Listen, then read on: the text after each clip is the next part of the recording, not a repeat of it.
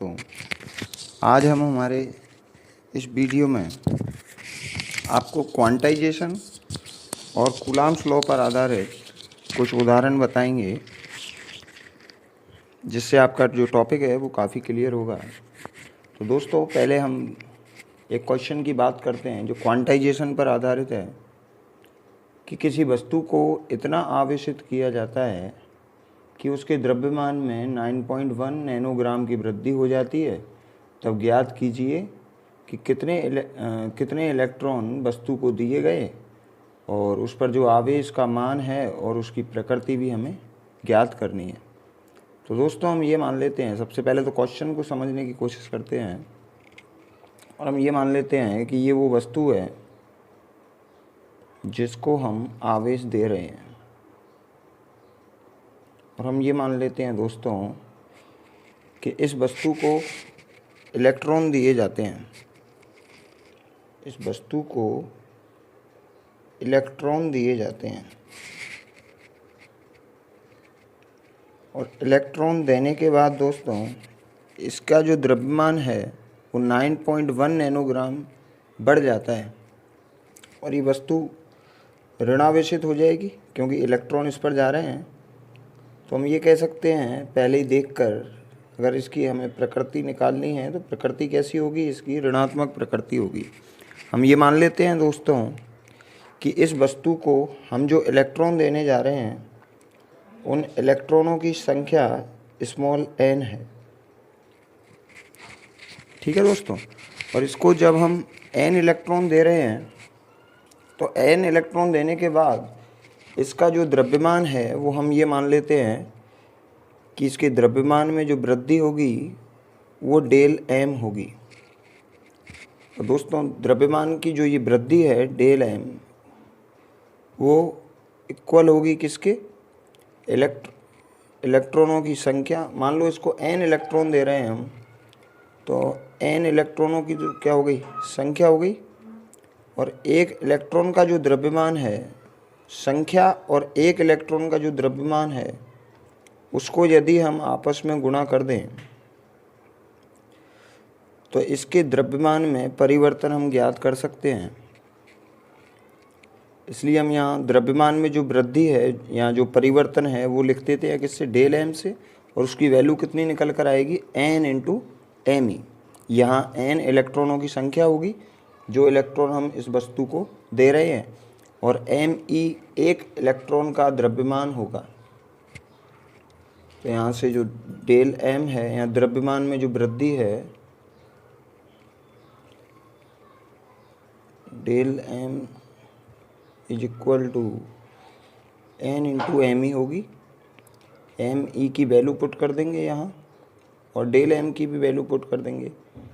M E एक electron का द्रव्यमान होता है, वो हम लिख देंगे 9.1 इंटू 10⁻⁻31 किलोग्राम। यहाँ एक इलेक्ट्रॉन का द्रव्यमान लिख देंगे और यहाँ हम द्रव्यमान में वृद्धि लिख देंगे।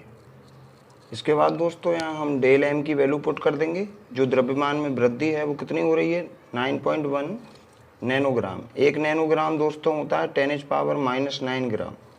तो हम एक नैनोग्राम की जो वैल्यू है वो यहाँ रख सकते हैं। तो पहले तो हम यहाँ द्रव्यमान में जो वृद्धि होगी उसको लिख देंगे, वो कितनी है, 9.1 नैनोग्राम। यहाँ लिख देंगे n इंटू 9.1 इंटू 10⁻⁻31 किलोग्राम।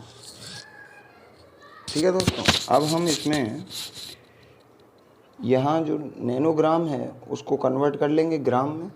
एक नैनोग्राम इज इक्वल टू 10⁻⁹ ग्राम लिख सकते हैं। तो ये आगे जो इसको सॉल्व करें दोस्तों, यहाँ हम नैनोग्राम को ग्राम में कन्वर्ट कर लेंगे और ये जो वैल्यू है वो एज इट इज चलेगी। यहाँ ये वैल्यू किलोग्राम में है, इसलिए इसको भी ग्राम से किलोग्राम में चेंज करना होगा।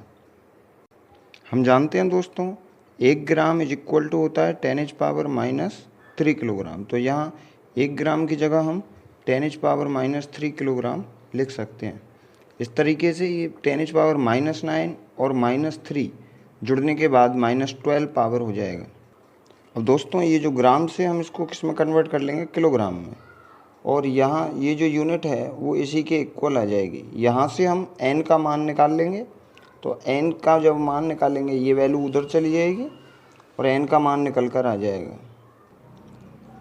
तो दोस्तों यहाँ जब हम इसको सॉल्व करेंगे तो सॉल्व करने के बाद ये किलोग्राम टू किलोग्राम कैंसिल हो जाएगा और 9.1 टू 9.1 कैंसिल, ये 10⁻31 ऊपर जाके प्लस का हो जाएगा। इस तरीके से जब हम n की वैल्यू निकालेंगे तो n की वैल्यू निकल कर आएगी 10⁻19 इलेक्ट्रॉन्स। n क्या है, यहाँ नंबर ऑफ इलेक्ट्रॉन्स है। तो यहाँ दोस्तों इससे हमें पता लग जाएगा कि हम ये जो वस्तु है इस वस्तु को कितने इलेक्ट्रॉन दे रहे हैं। हमें जब इलेक्ट्रॉनों की संख्या मालूम चल जाएगी और एक इलेक्ट्रॉन पर आवेश कितना होता है ये हमें मालूम है, तो हम ये जो वस्तु है इस वस्तु को दिए गए टोटल आवेश को क्वांटीकरण सिद्धांत की सहायता से ज्ञात कर सकते हैं। अब दोस्तों इस वीडियो में आगे हम आवेश का मान निकालते हैं। तो आवेश का जो मान होगा वो हमारे क्वांटीकरण के सिद्धांत से निकलेगा, Q = NE से। यहाँ n की वैल्यू हमने ये कैलकुलेट कर ली है और E की वैल्यू हमें मालूम होती है, वो हम इसमें पुट कर देंगे। तो दोस्तों आगे हमने ये जो n की वैल्यू है वो 10⁻19 पुट कर दी और E की वैल्यू हम जानते हैं एक इलेक्ट्रॉन पर कितना आवेश होता है, वो हमने यहाँ पुट कर दिया। फिर जो Q की वैल्यू है इसको जब हम सॉल्व करेंगे तो Q की वैल्यू दोस्तों निकल कर आएगी 1.6 कूलम, क्योंकि 10⁻90 है उससे 10⁻−90 जो ये है ये कैंसिल हो जाएगा। बचेगा कितना दोस्तों, बचेगा 1.6 कूलम। इस तरीके से हम इस वस्तु को दिए गए आवेश को ज्ञात कर सकते हैं। अब हम क्वांटाइजेशन पर आधारित एक और उदाहरण लेते हैं। ये क्वेश्चन कुछ इस तरीके से है कि एक कप जल मतलब लगभग 250 ग्राम जल में कितनी मात्रा में धन या ऋण आवेश होता है। तो दोस्तों हमें यहाँ एक कप जल दिया गया है, तो मतलब जो जल का द्रव्यमान है वो हमें दिया गया है यहाँ। तो हम जल का द्रव्यमान मान लेते हैं स्मॉल m। तो स्मॉल m की जो वैल्यू है दोस्तों वो हमको दी गई है यहाँ 250 ग्राम। और दोस्तों हम जानते हैं कि द्रव्यमान और अणुभार और अणुओं की संख्या और आवोगाद्रो संख्या में एक संबंध होता है। उस संबंध को हम इस तरीके से लिखते हैं। इस संबंध में दोस्तों अणुओं या परमाणुओं की संख्या को हम कैपिटल N से शो कर सकते हैं, आवोगाद्रो संख्या को Na से शो कर सकते हैं। इसी तरीके से जो द्रव्यमान हमें दिया गया है उसको लिख देंगे और यहाँ अणुभार लिख दिया जाता है।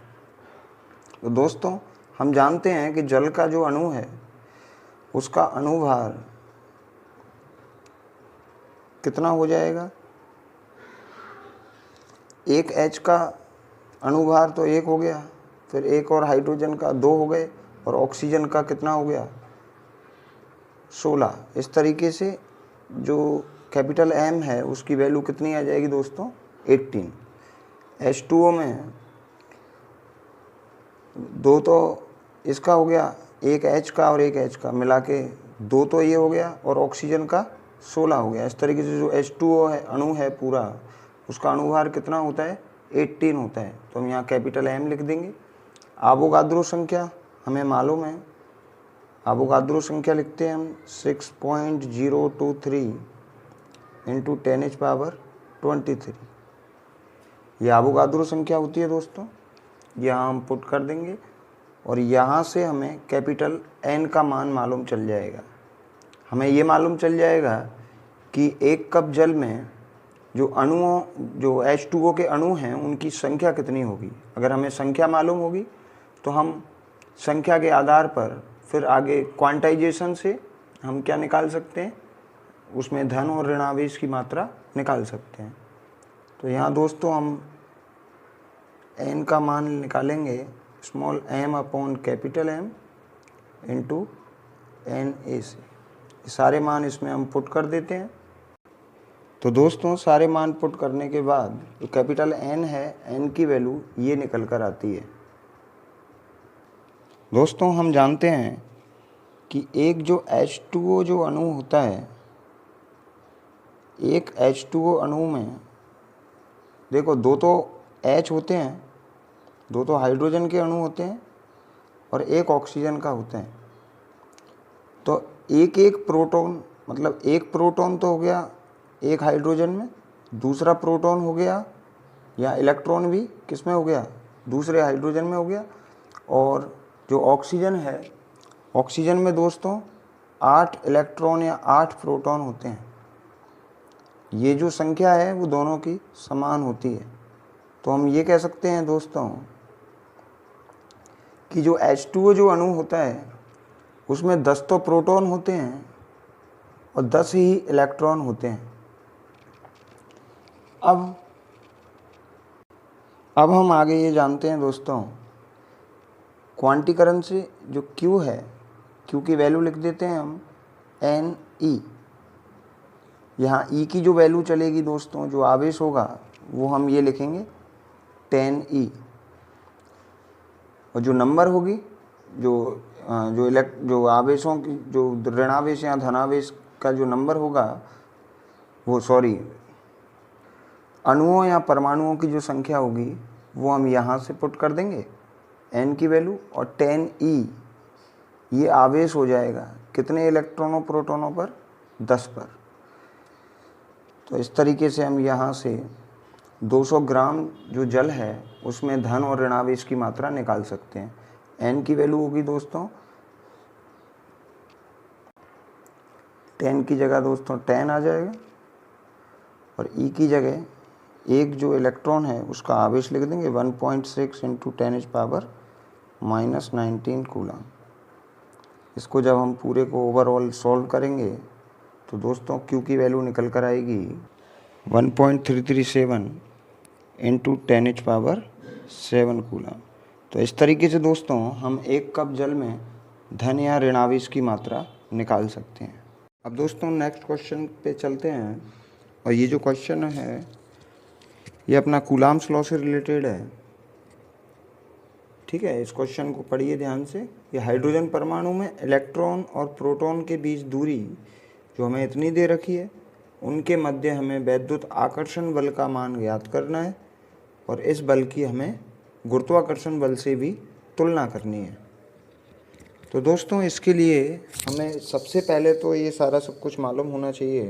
तो दोस्तों हमें मालूम होना चाहिए कि एक इलेक्ट्रॉन का द्रव्यमान ये होता है, एक प्रोटॉन का जो द्रव्यमान है वो 1.67 इंटू 10⁻⁻27 किलोग्राम होता है, और इलेक्ट्रॉन और प्रोटॉन पर जो चार्ज होता है वो 1.6 इंटू 10⁻⁻19 कूलाम के इक्वल होता है। फ़र्क केवल इतना होता है कि इलेक्ट्रॉन के लिए नेगेटिव लिख देते हैं और प्रोटॉन के लिए पॉजिटिव। लेकिन यहाँ हम कूलाम्स लॉ की बात करने जा रहे हैं, तो जब हम यहाँ बल निकालेंगे तो बल के लिए ये जो आवेश का मान है वो हम धनात्मक ही रखेंगे, चाहे इलेक्ट्रॉन हो चाहे प्रोटॉन। दोस्तों क्वेश्चन हमें ये कहता है कि कोई एक इलेक्ट्रॉन है और एक प्रोटॉन है। दोस्तों एक प्रोटॉन और एक इलेक्ट्रॉन है, और दोनों एक दूसरे से 5.3 इंटू 10⁻⁻11 मीटर दूरी पर हैं। दोनों के दोनों, एक प्रोटॉन और इलेक्ट्रॉन 5.3 इंटू 10⁻⁻11 मीटर पर हैं।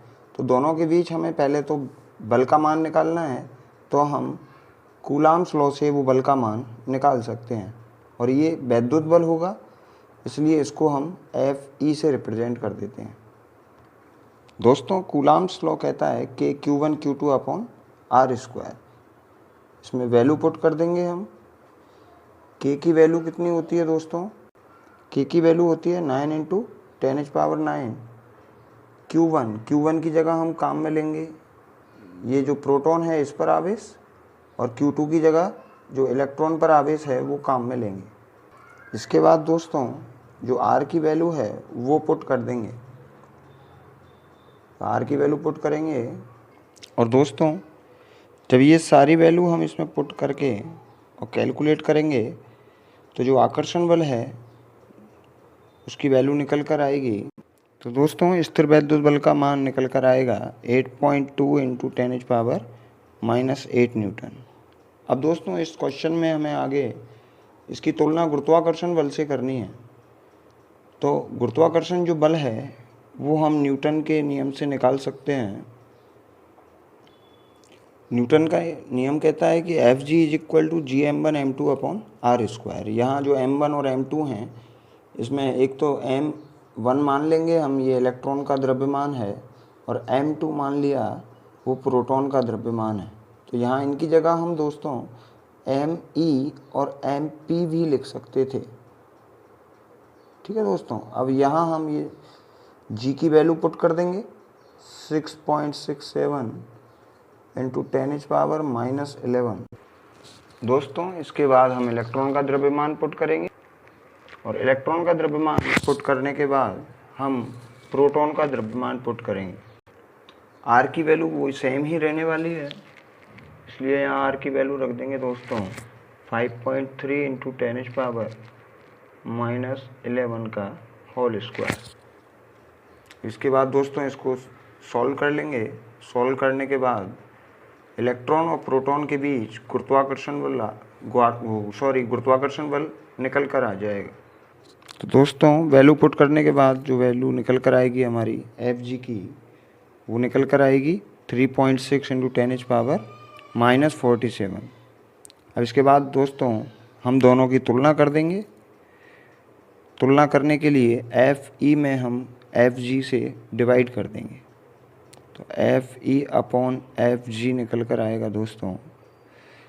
Fe की वैल्यू पुट कर देंगे 8.2 इंटू 10⁻⁻8 न्यूटन, और दोस्तों Fg की वैल्यू आएगी वो पुट कर देंगे 3.6 इंटू 10⁻⁻47 न्यूटन।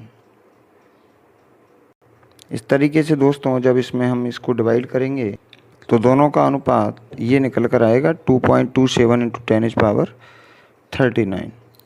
तो ये ही हमारा दोस्तों जो वैद्युत बल और गुरुत्वाकर्षण बल है दोनों में अनुपात निकल कर आ जाएगा। यहाँ हम ये भी कह सकते हैं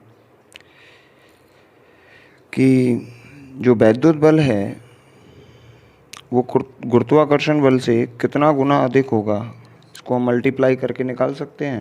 दोस्तों जो वैद्युत बल होगा वो गुरुत्वाकर्षण बल का 2.27 इंटू 10⁻39 गुना होगा।